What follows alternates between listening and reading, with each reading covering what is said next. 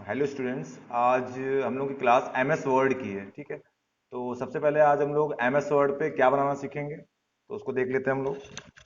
तो आज हम लोग एम एस वर्ड पे एक बर्थडे इनविटेशन कार्ड बनाना सीखेंगे कि अगर आपको वर्ड की हेल्प से कोई भी आपको इनविटेशन कार्ड क्रिएट करना हो, सिंपल सा बनाना हो, तो हम लोग कैसे बनाएंगे उसको हम लोग क्या करेंगे, वर्ड पे सीखते हैं। तो जिसके लिए हमने क्या किया, हमने एक प्री फॉर्मेटेड एक आपका बर्थडे का इनविटेशन कार्ड हमारे पास क्रिएट किया गया, बनाया हुआ है। ये देखिए आपके पास, ये देख सकते हैं आप लोग। ठीक है, तो ये आपका एक हैप्पी बर्थडे का एक इनविटेशन कार्ड है जो सिंपल रूप से एमएस वर्ड की सहायता से बनाया गया है। तो इसी को हम लोग आज बनाना सीखेंगे। तो कैसे बनाते हैं, सबसे पहले आपको क्या करना होगा, एक एमएस वर्ड ओपन कर लेना होगा।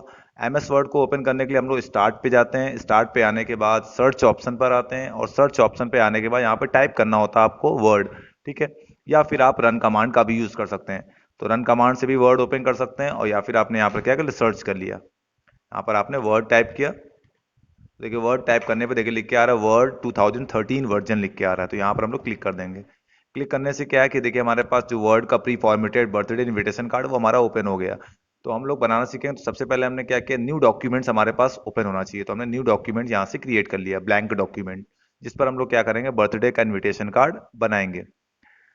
सबसे पहले हम लोग क्या करते हैं, जब भी हम लोग एम एस वर्ड पे वर्क करते हैं तो हमें पेज की सेटिंग कर लेनी होती है, क्योंकि हमारे पास जो पेपर प्रिंटर में सेट होता है उसके बिहाफ पे सारा वर्क करना होता है। तो सबसे पहले हम लोग आते हैं, पेज लेआउट पर आते हैं, साइज ऑप्शन पर आते हैं और A4 साइज को सेट कर लेते हैं। और मार्जिन्स जो होगा उसको हम लोग नैरो सेट कर लेंगे। तो चीज़ें हमने सेट कर ली।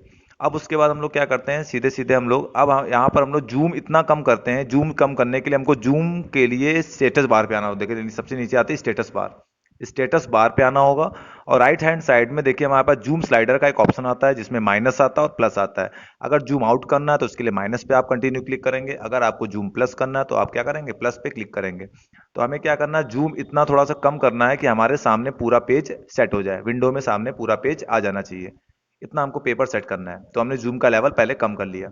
अब सबसे पहले हम लोग क्या करेंगे, एक बर्थडे की इमेज को इंसर्ट करेंगे। तो हम उसके लिए हम लोग क्या करते हैं, इंसर्ट टैब पर आते हैं और पिक्चर ऑप्शन पे आते हैं।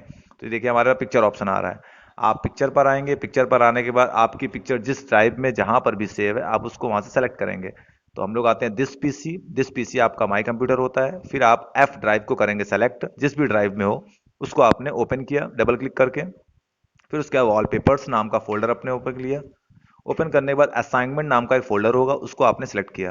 अब यहाँ पर आपके पास बर्थडे की इमेजेस पड़ी होंगी तो आप यहाँ से इंसर्ट कर सकते हैं। तो हमने क्या किया, इस इमेज को हमने कर लिया सेलेक्ट और यहाँ से आपने कर दिया इंसर्ट।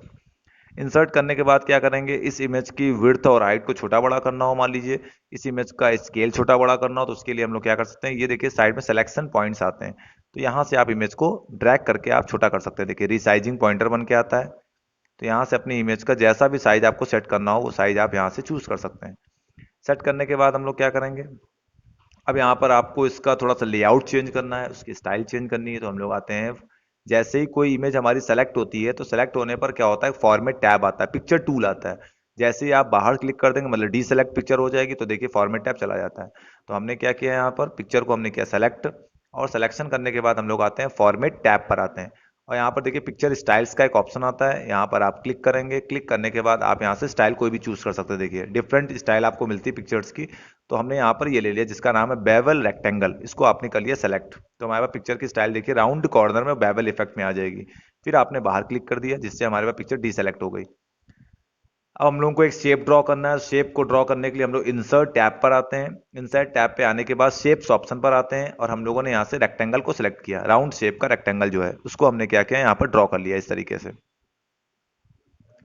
ठीक है, ड्रॉ करने के बाद हम लोग क्या करेंगे, इसको हमें डाउनवर्ड की ओर करना है, मतलब बैक साइड की ओर जाना। हम चाहते हैं पिक्चर ऊपर आ जाए और शेप हमारा पीछे हो जाए। तो उसके लिए हमारा शेप सेलेक्ट है पहले से। आप आएंगे फॉर्मेट टैब पर और यहाँ पर देखिए, यहाँ पर हमारा पोजीशन का एक रैप टेक्स्ट का ऑप्शन आता है।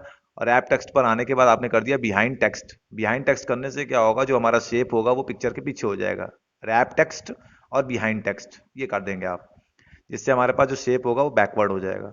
अब हम लोग क्या करें, अब हमें इसमें कुछ राइट करना है। तो अब आप जूम का लेवल बढ़ा भी सकते हैं, क्योंकि हमारे पास जूम का लेवल हम लोग इसलिए कम कर लेते हैं क्योंकि हमें पेज का एक आइडिया लगा रहा है कि हमारे पास कितना बड़ा पेज है, हमको कितने बड़े पेज में वर्क करना है, कितने एरिया में वर्क करना है। इसीलिए हम लोग थोड़ा सा जूम का लेवल कम कर लेते हैं।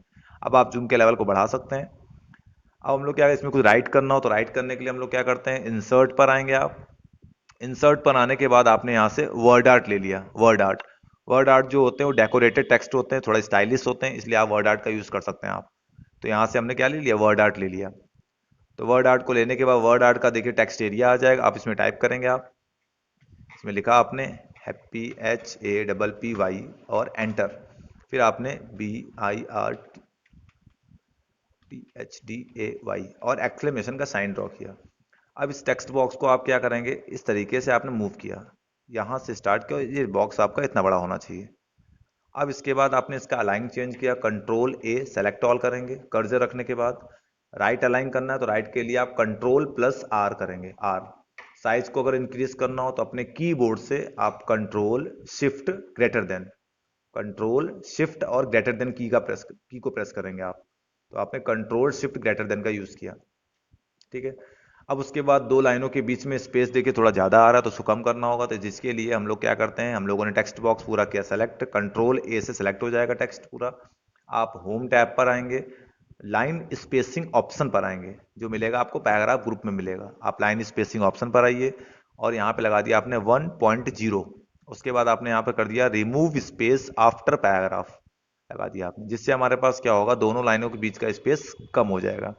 अब हमको फिर से यहाँ पर कुछ टाइप करना है मान लीजिए, तो हम लोग आते हैं इंसर्ट पर आते हैं और टेक्स्ट बॉक्स का भी यूज कर सकते हैं। टेक्स्ट बॉक्स बस डिफरेंस इतना होता है कि डेकोरेटेड नहीं होते, स्टाइलिश नहीं होते, सिंपली फॉन्ट में लिखते हैं। और वर्ड आर्ट जो होता है थोड़ा सा स्टाइलिश में होता है। तो हम लोगों ने यहाँ से टेक्स्ट बॉक्स ले लिया और यहाँ से ड्रॉ करेंगे, ड्रॉ टेक्स्ट बॉक्स। और आपको जहां पर लिखना हो वहां पर आप क्या करेंगे, अपने टेक्स्ट बॉक्स को आप ड्रॉ करेंगे इस तरीके से। ड्रॉ करने के बाद कर्सर हमें लेफ्ट में मिलेगा, तो इसको हमें कंट्रोल के साथ में R करना होगा। कंट्रोल R करेंगे, कंट्रोल R से क्या होगा, अलाइंग आपका राइट हो जाएगा। कैप्स लॉक को ऑन किया आपने, यहाँ लिखा ज्वाइन अस ऑन। फिर उसके बाद आपने एंटर किया, लिखा आपने डेट एंड टाइम। फिर आपने एंटर किया, फिर लिखा आपने फॉर अ सेलिब्रेशन। उसके बाद कंट्रोल A सेलेक्ट ऑल करने के बाद आप साइज को बड़ा करेंगे, कंट्रोल शिफ्ट ग्रेटर देन।